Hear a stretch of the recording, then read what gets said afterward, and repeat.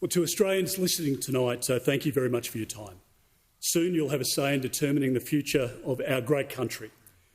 We live literally in the best country in the world, and we're the beneficiaries of what our forebears have built and defended. We love this country because it has forged us into a remarkable people. We're compassionate, we're stoic, we're fair, and we're quietly patriotic. We cherish this country because it affords opportunities like no other. But only, and I stress this point, if we're governed well. When Australia is governed badly, dreams and ambitions become beyond reach.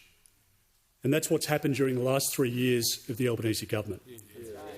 In my travels across the country, Australians tell me that they're working hard, but they're not getting ahead.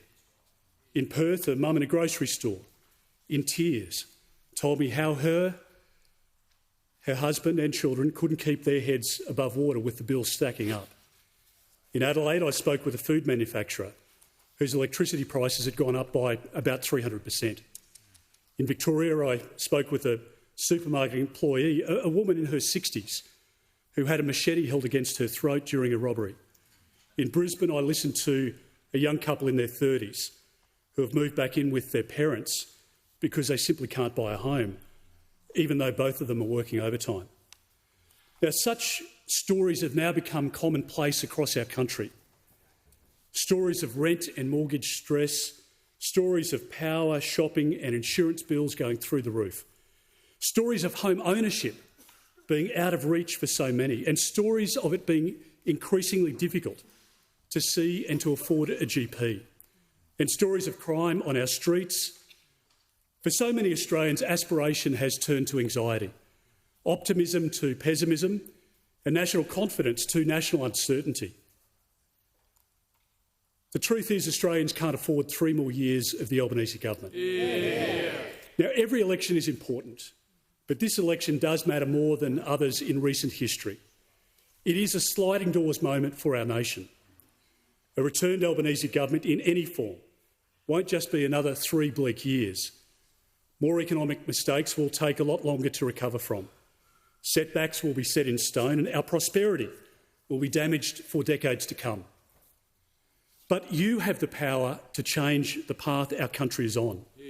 You have the ability to reverse decline, and you have the opportunity to get our country back on track. You can do that by voting for your Liberal or Nationals candidate so that a new Dutton coalition government can be elected.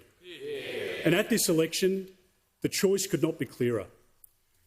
Tonight, I'll outline the choice Australians face at this election and our plan to fix Labor's mess. We have a positive plan to deliver: a stronger economy with lower inflation, cheaper energy, affordable homes, quality healthcare and safer communities. A plan to help you and your families. A plan to bring about a stronger, safer and better Australia. A plan to usher in more confident, resilient and self-reliant people right across the country. And we need to accept that we live in a more dangerous and disruptive world. And to these ends tonight, I will announce new policies that a coalition government would implement. Tonight, I commit a coalition government to the following. We will introduce 4 critical pieces of legislation on the first sitting day in the next parliament. 1, the Energy Price Reduction Bill. 2, the Lower Immigration and More Homes for Australians Bill. The Keep Australians Safe Bill. And the Guaranteed Funding for Health, Education and Essential Services Bill. This is my signal to the Australian people of what my priorities will be in government. In his 4th budget, like the previous 3, the Treasurer again painted a rosy picture of the economy. But Australians aren't silly. Your bills tell the true story of Labor's cost of living crisis. And here's the facts of the Albanese government's economic record. Rents are up by 18%. Housing is up by 14%. Groceries up by a staggering 30%. Electricity is up by 32%. And insurance is up for many households and businesses by 35%. Australians have experienced the longest household recession and the worst collapse in living standards in our country's history. Under Labor, interest rates have gone up 12 times, but only been cut once, and they've stayed higher for longer compared to other comparable nations. This budget makes clear that Labor was only able to deliver 2 surpluses, piggybacking off the former coalition government's strong economic management, as well as record commodity price windfalls. And now the outlook is one of deficits as far as the eye can see. For 3 years, Labor peddled the lie that they inherited $1 trillion of debt.